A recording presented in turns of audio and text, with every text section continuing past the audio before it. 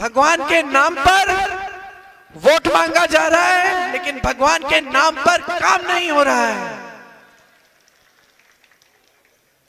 आज तुम्हारे पेट को भरने का कोई साधन ही नहीं है। मोदी जी बड़े बड़े हवाई जहाजों में पूरी दुनिया में घूम रहे हैं, और जब आपके सामने आते फिर वही बातें। बताएं तो सही, मैं चुनौती देती हूं उनको, एक चुनाव लड़ ले बेरोजगारी पे, महंगाई पे, एक चुनाव लड़ ले, एक चुनाव लड़ ले अपनी नीतियों पे, एक चुनाव लड़ ले अपनी नीतियों पे। एक बार जरा बताएं, एक बार जरा बताएं इस देश के आम आदमी के लिए, इस देश के मिडिल क्लास के लिए, इस देश के घर। और आपने छूट दे रखी है, आंखें बंद कर ली हैं। मैं किसी महिला के घर जाती हूँ, कहती है नहीं दीदी पानी नहीं है, बिजली नहीं है, सड़क नहीं है, बच्चों के लिए शिक्षा नहीं है, मुझे मालूम नहीं आगे क्या करूंगी। मजदूरी कर लेती हूँ, थोड़ी सी कमा लेती हूँ, थोड़ा सा कमा लेती हूँ। मैं पूछती हूँ वोट किसको? उसी विधायक को जो 3 बार वोट कर रही हो तुम। क्यों? कहती है दीदी धर रहे हो उन्होंने भगवान के नाम। भगवान के नाम? विधायक कुछ कर नहीं रहा है, सांसद कुछ कर नहीं रही है, आपकी कोई सुविधा नहीं दी आपको, तो क्या कहते भगवान अगर आपके सामने खड़े होते आज? कहते खोलो अपनी आंखें, जागरूक बन जाओ, मेरे नाम पर वोट मत दो। क्या किया है? यही कहते भगवान, क्योंकि भगवान ने हमेशा जनता की जागरूकता की बात की है। भगवान ने हमेशा ये कहा है सदियों से, हजारों वर्षों से, कि अपनी सच्चाई को पहचानो। जो आपको बताया जा रहा है वो सच्चाई नहीं है। आपकी सच्चाई आज बहुत गंभीर है। आज इस देश की सच्चाई बहुत गंभीर है। आज सत्ता में जो लोग हैं वो कल संविधान को बदल सकते हैं, लोकतंत्र को खत्म कर सकते हैं। उन्होंने दिखाया है आपको। बार बार आपने प्रदेशों में सरकारें चुनी, पैसे खिला के विधायकों को बदल दी, गिरा दी सरकार। खुलेआम कहते हैं इसने 100 करोड़ लिए, उसने 100 करोड़ लिए। सबसे पहले तो ये 100 करोड़ आए कहां से? भाजपा आज सबसे अमीर पार्टियां भी इतनी अमीर नहीं है। कैसे?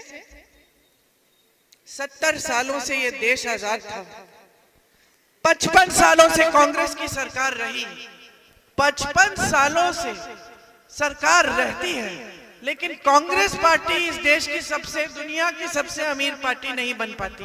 ना कोई प्रयास किया उसे बनाने का। ये लोग हमें भ्रष्ट कहते हैं, हमारी पार्टी को भ्रष्ट कहते हैं, हमारी पार्टी को धर्म विरोधी कहते हैं। और भ्रष्टाचार की स्कीम कौन बनाता है? मोदी जी। बाकायदा स्कीम बनती है इलेक्टोरल बॉन्ड्स की, कि जो जो चंदा दे रहा है उसका नाम गुप्त रहना चाहिए। क्यों? क्योंकि किस किस से चंदा लिया। जब कचहरी में बात आई, न्यायाधीशों ने कहा सूची निकालो। क्या पता चला? कोविड की वैक्सीन किस किस को मिली? हाथ ऊपर करिए। किस? प्रमाण पत्र भी मिल गया मोदी जी के चेहरे वाला, सबको मिला। अब सुन लो, पूरे देश की वैक्सीन एक कंपनी ने बनाई, और उस कंपनी ने 52 करोड़ चंदा किसको दिया? गुजरात में एक पुल गिरा, आपको याद है? सैकड़ों लोग बह गए पानी में। उस कंपनी ने, जिस कंपनी ने पुल बनाया, किसको चंदा दिया बताओ? धन्यवाद। आप छापा मार रहे हो, चंदा लिया, छापा बंद। आपने कार्रवाई कर रखी है, कोई केस डाल रखा है, चंदा लिया, केस ठंडे बस्ते में गया। ये है मोदी जी की ईमानदारी। और मोदी जी की राजनीति भी बता देती हूँ। क्यों? आप जानते हैं आपके सांसद की भी यही राजनीति है। मंचों पे दिखेंगे, उद्घाटनों पे दिखेंगे, कभी कभार रोड शो कर लिया तो गाड़ी के ऊपर दिखेंगे, यूं यूं हाथ हिला रहे, जनता उधर है, इतनी पास भी नहीं आ सकती। ये तो सारा सुरक्षा कर्मचारी, जनता वो दूर से जनता को देख रहे हैं, ऐसे कर रहे हैं। फिर कोई टीवी का कैमरा आ गया तो चलो किसी बच्चे को कोई पकड़ के ले आया कि मोदी जी के सामने कैमरे पे दिखना चाहिए कि मोदी जी जनता से भी मिलते हैं। उसको पता नहीं उसकी कितनी छानबीन करके लाए होंगे उनके पास। कभी जनता के बीच नहीं दिखते, हमेशा साफ सुथरे चमक रहे हैं। अरे मेरे पिताजी भी प्रधानमंत्री थे, धूल से भरा होता था कुर्ता जब वापस आते थे, बाल में धूल, यहां तक निशान होते थे कि लोग ऐसे पकड़ रहे हैं, निशान होते थे, घाव होते थे, घबरा जाती थी। मैं छोटी थी तो देखती थी। आपके बीच आते थे, पैदल आते थे, अपनी गाड़ी खुद चलाकर, ये सब ताम झाम लेके नहीं। आपके गांव में आते थे, आप डांट देती थी कि मेरा बिजली का खंबा नहीं लगाया तो वोट नहीं दूंगी, आ जाओ चाय पी लो चले जाओ। शाहीन तो बहुत डांटती थी। ये भी तो प्रधानमंत्री थे आपके, तो क्या हो गया 10 सालों में कि प्रधानमंत्री अपने आप को इतने बड़े समझ रहे हैं कि जनता के प्रति कोई जवाबदेही नहीं, जनता के बीच जाना नहीं, जनता के साथ घुल मिलना नहीं, जनता की समस्याएं जाननी नहीं है। क्या हो गया? कट गए हैं जनता से। आज तो उनके सलाहकार भी इतना डरते हैं कि वो भी नहीं बताएंगे कि किसान मर रहा है, आत्महत्या कर रहा है, क्योंकि 10,000 50,000 रुपए नहीं दे पा रहा है। कोई सलाहकार नहीं बता रहा है कि यहाँ का नौजवान किस तरह से पिट रहा है महंगाई से और बेरोजगारी से। मन की बात तो वो करते हैं। अरे भाई, मन की बात तो उनकी मन की बात बताते हैं, आपकी कौन सी मन की बात सुन रहे हैं? 10 सालों में मन की बात प्रोग्राम है, आयोजित होता है, कोई खड़ा हो जाता है, पूछता है मोदी जी ये वो, मोदी जी जवाब दे देते हैं। लेकिन कभी आपके बीच आके पूछा है मेरे भाई आपके मन की बात क्या है? कभी आंसू पोंछा है? एक बार आंसू पोंछते हुए नहीं देखा मैंने उन्हें, किसी के भी, गरीब छोड़ो किसी के भी। आज रो दिए, किसी और के आंसू पोंछने की बात कर रही थी, मैं अपने आंसू पोंछने की बात नहीं कर रहे थे। ये पहले प्रधानमंत्री हैं भाई और बहनों इस देश के, जो आकर आपके सामने अपनी परेशानियां गिनाते हैं कि देखो, गाली देते हैं वो सुबह से शाम तक। इंदिरा जी को देशद्रोही कहते हैं, राजीव जी को देशद्रोही कहते हैं, मेरे परिवार के हर सदस्य के बारे में कुछ ना कुछ पूछिए ही मत क्या क्या कहते हैं। और फिर आपके सामने आके शिकायत, चरित्र ही नहीं है हमारा, सभ्यता ही नहीं है हमारी। हाँ, आप काम नहीं करेंगे तो हम जरूर सवाल उठाएंगे, आपकी गलत नीतियां हैं तो हम जरूर सवाल उठाएंगे। अब तो आप रो भी पड़े हैं जनता के सामने। अब इस ऐसे कमजोर प्रधानमंत्री तो मैंने जिंदगी में नहीं देखे। मैंने तो अपनी दादी देखी है, पूरी दुनिया हमला कर रही है, गालियां दे रही है, जंग कर रही है पाकिस्तान से, अकेली औरत पाकिस्तान को तोड़ रही है 2 टुकड़ों में, एक आंसू नहीं गिरता। मैं आपको बताऊं इंदिरा जी के बारे में कुछ। जिस दिन उनके बेटे की आकस्मिक मौत हुई, 33 साल का बच्चा था, उसकी मृत्यु हो जाती है, तब मैंने देखा है उन दिनों अपनी दादी को। फिर भी अगर रोती थी तो कमरे में रोती थी, जनता के सामने आती थी तो दृढ़ होके खड़े हो जाती थी। अगले दिन काम किया उन्होंने, पीछे नहीं हटी। और ये थोड़ी सी आलोचना सुन के रोने लग गए,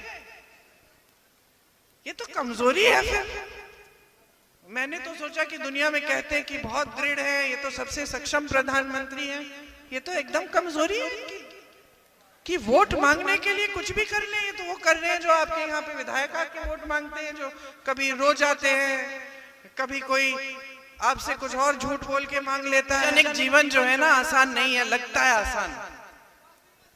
हाँ, वॉशिंग मशीन आसान लगता है, आसान नहीं है।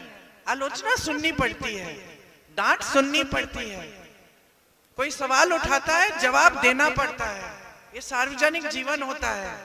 कभी कभी जान देनी पड़ती है, रो नहीं सकते। अब वो बड़े हैं, मैं उनको सलाह नहीं दूंगी, मैं तो उनसे कई साल छोटी हूं, लेकिन ये जरूर कहूंगी कि पहली बार मैंने देश के ऐसे प्रधानमंत्री देखे हैं जो आपके सामने आकर अपने दुख सुना रहे हैं। लेकिन आपके दुख सुनने के लिए उनके पास इतना रत्ती भर समय नहीं है।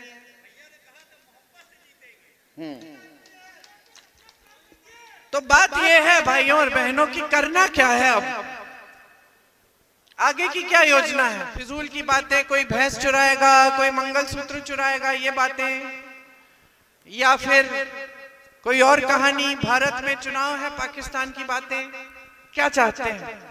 या आप चाहते हैं कि आपके जो नेता हो वो जवाबदेह हो, कि आपके जो नेता हो थोड़ा सा घबराएं आपके सामने आने पे, कि भैया अगर काम नहीं किया है तो मुश्किल में पड़ जाएंगे। आपके नेता थोड़ा मुंह दिखाने लायक बने, थोड़ी हिम्मत करें, आपके लिए भी कुछ करके दिखाएं। क्या चाहते हैं आप, ये तय करना है।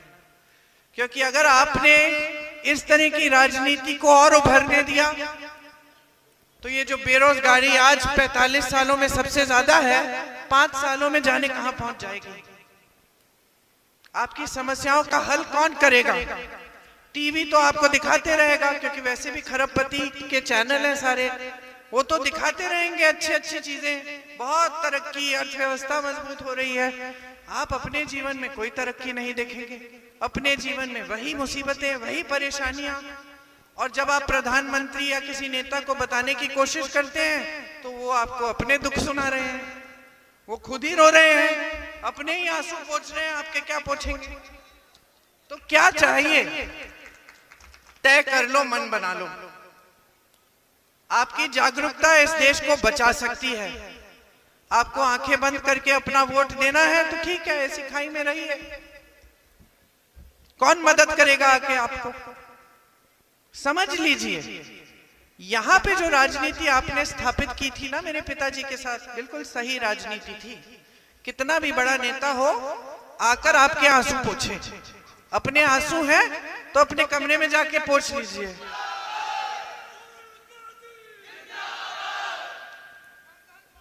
आप अपना मन बनाइए, आपका वोट है, आपका अधिकार है, आपकी शक्ति है, आपका हथियार है, इसको अपने लिए इस्तेमाल करिए, अपने लिए। समझ लीजिए कांग्रेस पार्टी क्या नीतियां लाई है, क्या हमारे लिए कुछ करने जा रही है, जहां जहां कांग्रेस के प्रदेश हैं वहां क्या किया है, ये समझिए। फिर भाजपा को देखिए, कौन से बड़े बड़े सपने दिखाए, उनमें से क्या कुछ सपने साकार हुए? नहीं हुए। तो समझ लीजिए ना सच्चाई क्या है, और उस सच्चाई के आधार पर अपना वोट डालिए, किसी के बातों में मत पड़िए। मैं तो कहती हूँ मेरी भी बातों में मत पड़िए। देख लीजिए कांग्रेस क्या कर रही है, हमारी प्रदेश सरकारों में क्या हो रहा है, महिलाओं के खाते में पैसे डल रहे हैं, महिलाएं सब जगह घूम रही है, तीर्थ यात्रा कर रही है, बस की फीस नहीं लगती, फ्री में जाती है। हम कह रहे हैं कि अगर हमारी सरकार आएगी तो 25 लाख का बीमा यहाँ पूरे देश भर में लागू करेंगे, ताकि जिसको ऑपरेशन कराना हो उसके लिए मुफ्त हो जाए। कि फंड बनाएंगे नौजवानों के लिए, ताकि छोटे कारोबार मजबूत बने, आपको कुछ शुरू करना है आपको सुविधा मिलेगी, करेंगे। किसानों के हर सामान पे जीएसटी मुक्त कर देंगे, किसानों की कर्ज माफी के लिए एक स्थायी आयोग लाएंगे। हम इतने सारे काम करना चाहते हैं आपके लिए। मजदूरी जो है, न्यूनतम मजदूरी 400 रुपए की होगी, ये कानून बनेगा। आशा आंगनबाड़ी महिलाओं के लिए दुगना आपका मानदेय बनेगा। 30 लाख अग्निवीर को रद्द कर देंगे पत्र में। अग्निवीर जैसी स्कीम तो होनी ही नहीं चाहिए थी। सारी उम्मीदें, सारी आशाएं खत्म कर दी। जो मेहनत कर रहा था सेना में जाने के लिए, अब रो के कहता है कि मुझे नहीं जाना, मैं शहीद भी हो जाऊंगा तो मेरे परिवार को कुछ नहीं मिलेगा, मुझे शहीद का दर्जा भी नहीं मिलेगा, और 4 साल बाद वापस घर आऊंगा, नौकरी ढूंढूंगा फिर से। यह है मोदी जी की स्कीम। तो समझ लीजिए ये पिताजी की कर्मभूमि है, केक लगाव है आपसे। सच्चाई ये है, आपने भैया को हराया, इससे कोई फर्क नहीं पड़ा इस लगाव में। कोरोना हुआ उसके बाद सबसे पहले भैया ने मुझे फोन किया और बोला अमेठी का जो कहीं फंसा हुआ है, गुजरात में, बिहार में, मुंबई में, हैदराबाद में, ढूंढो और ढूंढ के घर पहुंचा दो। ये भैया के लफ्ज थे मुझे, ताकि जरूरत नहीं थी आपसे रिश्ता जोड़ने के लिए। वो रिश्ता कायम है, कायम रहेगा। लेकिन पिताजी की कर्म भूमि है, पिताजी शहीद हुए इस देश के लिए, और आप सब उन लोगों के बेटे हैं, बेटियां हैं जिन्होंने पिताजी के साथ कंधे से कंधा मिलाकर काम किया। इसीलिए दिल पे चोट पहुंचती है ये देखते हुए कि आप गुमराह हो रहे हैं, कि यहां से आप राजनीति का संदेश, सही राजनीति का संदेश पूरे देश में नहीं भेज रहे हैं। मिसाल बनिए, यहां से संदेश भेजिए पूरे देश में। नहीं चाहिए हमें ये नाटक नौटंकी आंसू पोंछने वाली राजनीति। पहले हमारे आंसू पोंछो, भेज दो संदेश पूरे देश में कि हमें किशोरीलाल शर्मा जैसे कार्यकर्ता चाहिए, जो हमारे बीच में घूमे, जो हमारे पास आए, जो हमारे दुखों को समझे, जो दिन रात हमारी समस्याओं का हल ढूंढे। ऐसी राजनीति चाहिए। सिखा दो पूरे देश को। जागरूकता है आप में, बहुत समझदार हो, मैं जानती हूँ।